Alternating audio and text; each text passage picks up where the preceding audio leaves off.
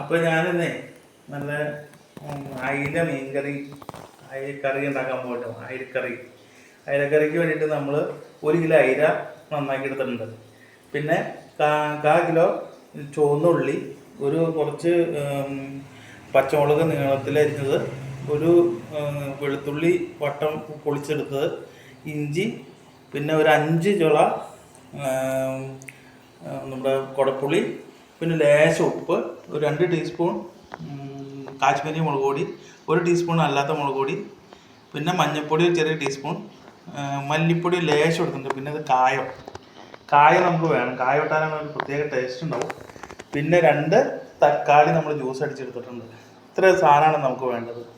ആദ്യം ഈ സാധനം വഴറ്റി എടുത്തേച്ച് അതിൻ്റെ അകത്തേക്ക് നമ്മൾ മുളക് പൊടി ഈ സാധനം ഇട്ടേച്ച് നമ്മുടെ തക്കാളി ജ്യൂസ് ഇട്ട് അതിൻ്റെ പച്ചമണമൊക്കെ മാറി കഴിഞ്ഞ് കഴിയുമ്പോൾ അതിൻ്റെ അകത്തേക്ക് വെള്ളം ഒഴിച്ച് പുളി കഴുകിയെടുത്ത് പുളി ഇട്ടേച്ചാണ് നമ്മൾ അയില വറുക്കുന്നത്. അപ്പോൾ അത് നമ്മൾ കാണിച്ചു തരാം. ഉണ്ടാക്കി വരുമ്പോൾ എങ്ങനെയായിരിക്കുമെന്ന് കാണിച്ചു തരാം.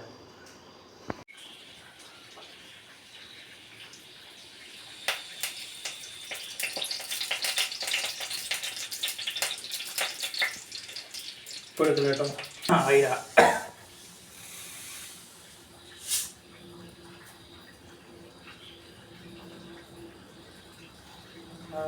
ഓണാകല്ല കേട്ടോ.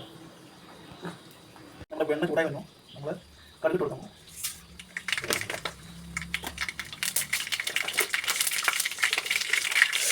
ഒരുപാടില്ല, കുറച്ച് ഉരുവാണ്. ഒരുപാട് പോയിട്ട് ഇങ്ങനെ കഴിച്ചിട്ട് കുറച്ച് ഉരുവാണില്ല കൊടുക്കാം. അത് മൂത്ത് വന്നിട്ട് അതുകൂടെ പച്ചമുളക് എല്ലാം ഈ സാധനം പതുക്കെ മൂത്ത് വെച്ച് എന്ന് പറഞ്ഞിട്ടുണ്ടെങ്കിൽ ചുവന്ന് വരെയല്ല, അതിക്ക് മൂത്ത് നമുക്ക് ബാക്കി പൊടികളൊക്കെ ചേർക്കും. ഇതൊരു മൂത്ത് വരുന്ന ഒരു ഭാഗം ഞാൻ കാണിച്ചത്.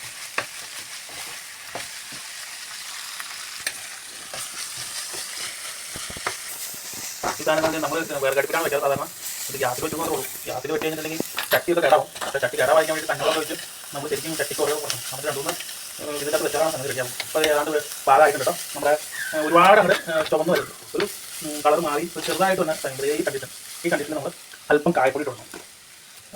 കുറച്ച് കായപ്പൊടി. എല്ലാവരും ഇപ്പോൾ ഇതിനകത്ത് ചോദിക്കും അച്ചാറിന് വേണം നമുക്ക് ചോദിക്കും. പക്ഷേ നിങ്ങൾ ഇട്ട് കൊടുത്ത് നോക്കി കഴിഞ്ഞാൽ അതിൻ്റെ വ്യത്യാസം നമുക്ക് മനസ്സിലാവും. അത് കഴിഞ്ഞിട്ട് നമ്മൾ ഈ പൊടി ചേർക്കാം. പൊടി അങ്ങ് ചേർത്ത് കഴിഞ്ഞാൽ പിന്നെ ഒരു പ്രത്യേക മണമില്ല. ഒരുമാതിരി ഇങ്ങനെ മൂത്ത് വന്ന സമയത്ത് നമ്മളെ അങ്ങോട്ട് നല്ല നല്ല മൂക്കിലേക്ക് നന്നായിട്ട് കിട്ടുക.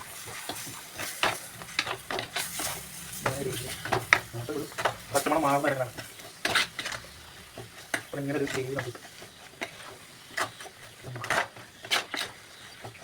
പച്ചമുളക് മാറ്റാം. പച്ചമണം മാറുന്നതിന് വെച്ചാൽ എണ്ണ ഇല്ലാതായിരുന്നു. ഇതിലാണ് എണ്ണ പൊട്ടിക്കാറ്. അന്നേരമാണ് അതിൻ്റെ സംഭവം വലിയ. ഇനി നമുക്കത് ആ വെള്ളമൊക്കെ ഒഴിച്ചെല്ലാം പാകത്തിൻ്റെ അരി വെള്ളം ചൂടായി വന്നു. മീനങ്ങ് ഇട്ട് കൊടുക്കാം. ഓരോന്നോരോന്ന് പതുക്കെ അവിടെ നിന്ന് തിളച്ചോളും. ഇങ്ങനെ ഒരു സൈഡിൽ നിന്ന് അങ്ങ് ഇട്ട് കൊടുക്കുക. സാധനം അവിടെ നിന്ന് അത് അടിപൊളിയായിട്ട് തിളച്ച് ഇറച്ചി ഒരുപാട് വെന്ത മണ്ണാവും, മീൻ വെന്ത പൊന്നാവും എന്ന് പറയുന്നത്. മീൻ എന്തോരം വെന്താലും കുഴപ്പമില്ല. നമ്മുടെ ഇറച്ചിയൊക്കെ ആകുമ്പോൾ ഒരുപാട് വേവിക്കരുത്. അപ്പോൾ നമ്മുടെ കറികളൊക്കെ റെഡി ആയിട്ടുണ്ട്. അപ്പോൾ ഇച്ചിരി നമ്മുടെ കറിവേപ്പില ഒന്ന് നിരത്തിയിട്ട് കൊടുക്കാം ആ ലാസ്റ്റ് സമയത്ത്. അത് കഴിഞ്ഞിട്ട് നമുക്ക് പച്ച വെളിച്ചെണ്ണ ഇച്ചിരി മോളിക്കടെ ഒന്ന് കറക്കി ഒഴിച്ചു കൊടുക്കുക. അത് കഴിഞ്ഞിട്ട് കറി വാങ്ങി വയ്ക്കുക. ഇതിൻ്റെ ഉപ്പും പുളിയും എല്ലാം പാകമാണ്. ഇത് വേറെ വ്യത്യാസങ്ങളൊന്നുമില്ല. ഇനി ഇത് വാങ്ങി വയ്ക്കാൻ വേണ്ടി വയ്ക്കുകയാണ്. തീ ഓഫ് ചെയ്യണം. തീ ഓഫ് ചെയ്തിട്ട് കറിയിൽ നിന്ന് തിളച്ചുകൊണ്ടിരിക്കണോ. ഇതാണ് ഇതിൻ്റെ ഏറ്റവും പാകമായുള്ള സംഭവം. നല്ല കുറുകി നല്ല ഇതായിട്ടിരിക്കും. ഇനി വേണമെങ്കിൽ വെള്ളം പറ്റിച്ചാൽ നല്ല വീണ്ടും ചാറുണ്ടാവില്ലാത്ത രീതിയിലേക്ക് വരും. ഇത് നല്ല മീൻകറി ഉണ്ടാവും.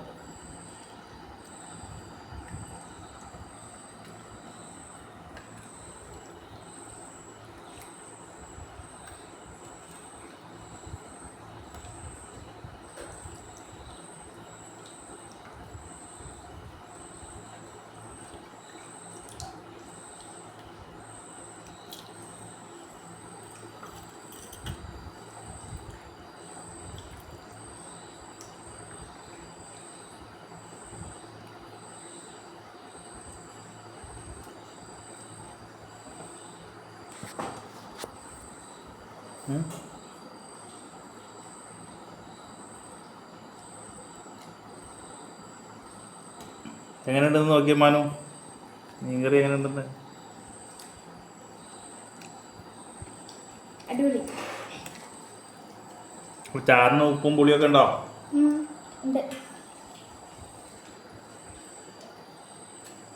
മീൻകറിക്ക് നല്ല അസാധ്യ ടേസ്റ്റാണ്.